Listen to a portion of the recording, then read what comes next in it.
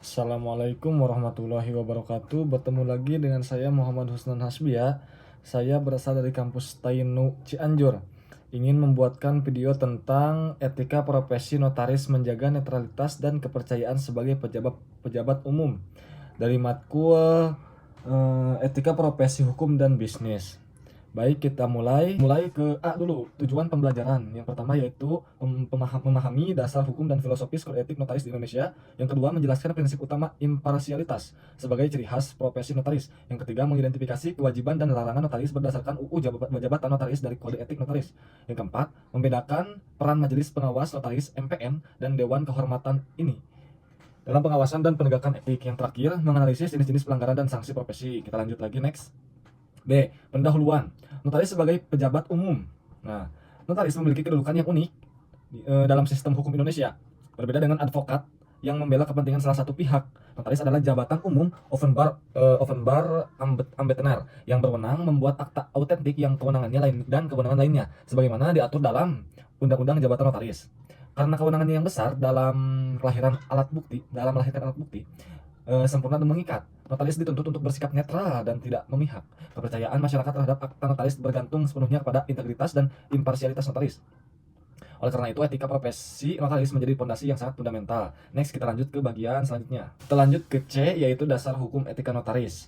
Landasan utama etika notaris di Indonesia bersumber dari dua instrumen hukum utama, yaitu ada dua poin. Yang pertama yaitu dasar hukum dari Undang-Undang Nomor 2 Tahun 2014 tentang perubahan atas UU No 30 Tahun 2004 tentang jabatan notaris. Yang kedua, Kode Etik Notaris Ikatan Notaris Indonesia (INI). Kode etik notaris bertujuan untuk menjaga harkat, martabat, dan kehormatan profesi notaris. Artinya, kode etik ini mengatur perilaku atau tingkah laku dalam kehidupan sehari-hari karena notaris adalah pejabat umum yang selalu dinilai oleh masyarakat. Kita lanjut ke D. D yaitu filosofi dan kepribadian notaris. Yang pertama yaitu prinsip imparsialitas, tidak memihak kepada siapapun. Apa itu imparsialitas? Yaitu prinsip paling fundamental dalam etika notaris adalah imparsialitas. Notaris wajib bersikap netral dan tidak boleh memihak kepada salah satu penghadap. Ia bukan kuasa hukum dari para pihak, melainkan pejabat yang melayani semua pihak yang datang kepadanya untuk kepentingan hukum bersama. Yang kedua yaitu kode etik melekat 24 jam. Apa itu 24 jam? Itu memihak kepada siapa? Sama seperti hakim, etika notaris melekat sepanjang waktu, baik saat menjalankan tugas, jabatan maupun dalam kehidupan pribadi. Ketika seorang notaris berperilaku tidak baik di masyarakat, maka harkat dan martabatnya sebagai pejabat umum akan rusak di mata publik. Kita next, lanjut kita ke bagian E, yaitu kewajiban dan larangan notaris. Yang pertama yaitu kewajiban notaris. Kewajiban notaris yaitu ada berapa poin? Ada 5 poin, yaitu bertindak seksama, membacakan akta di hadapan penghadap, memberikan penyuluhan hukum, membuat akta dalam bahasa Indonesia, yang terakhir menjaga kerahasiaan akta. Next, kita lanjut ke bagian 2. Yang tadi 1, yang sekarang 2, yaitu larangan notaris pasal 17 UJN. Yaitu pasal 17 UJN mengatur larangan bagi notaris, antara lain yaitu ada 3 poin: merangkap jabatan sebagai advokat, pegawai negeri, atau jabatan lain yang dilarang undang-undang. Poin kedua yaitu menjadi pelaksana kurator, pengurus PKPU, atau likuidator di luar wilayah jabatannya. Poin terakhir yaitu melakukan pekerjaan lain yang bertentangan dengan norma agama, kesusilaan, atau Yang ketiga yaitu larangan dalam kode etik notaris. Selain UJN, kode etik notaris mengatur larangan yang lebih spesifik seperti ada 3 poin. Yang pertama, pelanggaran di media sosial. Notaris dilarang melakukan promosi atau unggahan yang tidak sesuai dengan martabat profesi. Dewan Kehormatan ini saat ini sedang mendorong perubahan kode etik untuk memperjelas aturan terkait pelanggaran yang bersifat online di media sosial. Dan yang kedua yaitu memasang papan nama di tempat yang tidak sesuai dan tidak pindah, tetapi masih memasang papan nama di alamat lama. Yang terakhir, melakukan persaingan tidak sehat dengan sesama notaris. Lanjut. F, yaitu lembaga pengawas dan penegak etik. Pengawas terhadap notaris dilakukan melalui dua sistem: pengawasan administratif oleh majelis pengawas dan pengawasan etik oleh Dewan Kehormatan INI, unsur organisasi profesi. Yang pertama yaitu Majelis Pengawas Notaris MPN. Majelis pengawas dibentuk oleh Menteri Hukum dan HAM dan berwenang melakukan pengawasan terhadap perilaku dan pelaksanaan jabatan notaris MPN, terdiri dari 3 tingkatan. Yang pertama yaitu Majelis Pengawas Daerah tingkat kabupaten atau kota, terus Majelis Pengawas Wilayah yaitu tingkat provinsi. Yang ketiga yaitu Majelis Pengawas Pusat tingkat nasional. Nah, sekarang kita masuk ke kewenangan MPN. Yang pertama yaitu ada 3 poin. Semuanya ada 3 poin. Yang pertama yaitu menerima laporan masyarakat tentang dugaan pelanggaran notaris. Yang kedua, melakukan pemeriksaan. Yang ketiga, menjatuhkan sanksi administratif. Peringkat tertulis, pemberhentian sementara, pemberhentian dengan hormat atau tidak hormat. Kita next lagi. Nomor 2 yaitu Dewan Kehormatan ini. Dewan Kehormatan adalah lembaga di internal organisasi Ikatan Notaris Indonesia. yang berwenang mengawasi pelaksanaan kode etik notaris dan menjatuhkan sanksi etik kepada anggota yang melanggar. Terus, kewenangan Dewan Kehormatan ada 2 poin. Yang pertama yaitu memeriksa dan mengadili pelanggaran kode etik. Yang kedua, menjatuhkan sanksi organisasi seperti teguran, skorsing, pemberhentian sementara, dan pemecatan dari anggota ini.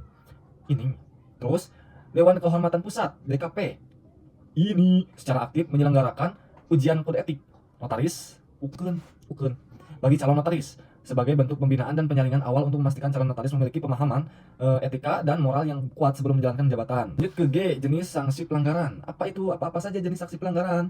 Jenis sanksi pelanggaran berupa peringatan tertulis seperti 1. Sanksi administratif pasal 7 ayat 2 UU JN. Pertama, peringatan tertulis. Yang kedua, pemberhentian sementara. Yang ketiga, pemberhentian dengan hormat. Yang keempat, pemberhentian dengan tidak hormat. Yang kedua, sanksi etik, kode etik notaris. Yang pertama yaitu teguran. Yang kedua, skorsing. Yang ketiga, pemberhentian dengan tidak hormat sama sekali. Ya. Masih lanjut, yang ketiga yaitu sanksi berat. Studi kasus putusan MPPN hasilnya yaitu ada 4 poin. Pertama, 4 notaris diberhentikan dengan tidak hormat. 2. 1 notaris diberhentikan sementara selama 3 bulan. Yang ketiga, 1 notaris dinyatakan bersalah saat menjabat dan menolak usulan MPW. Yang keempat, 2 notaris dinyatakan tidak bersalah. Pelanggaran yang dilakukan terkait dengan ketentuan pasal 13, pasal 16, dan pasal 17 UJN sidang ini menunjukkan komitmen MPPN untuk mengawasi dan menegaskan hukum dalam pelaksanaan tugas notaris di Indonesia. Lanjut ke bagian H. H yaitu ujian kode etik notaris gerbang profesi. Ukeun tehnya salah satu langkah strategis yang dilakukan Ikatan Notaris Indonesia yang menjaga profesionalisme dan integritas adalah dengan kewajiban ujian kode etik notaris. Ukeun bagi calon notaris sebelum pengangkatan, yaitu terdapat 3 poin. Yang pertama, Fakta Ukeun 2025, Maret 2025 diikuti 600 peserta, Oktober 2025 diikuti 886 peserta dari seluruh Indonesia. Yang ketiga, pembukaan dilakukan oleh Dirjen AHU Kementerian Hukum DR Widodo. Yang keempat, tujuan bukan sekedar formalitas, tapi untuk pembentukan identitas, tanggung jawab moral, dan profesionalisme notaris.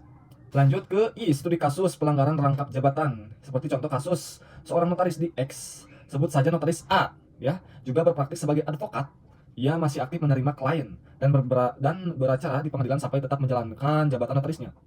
Terus, ketika ada pihak yang ingin membuat akta, notaris A seringkali mengarahkan kliennya untuk menggunakan jasanya sebagai advokat. Tidak terjadi sengketa di kemudian hari. Majelis Pengawas Daerah menerima laporan mengenai hal ini.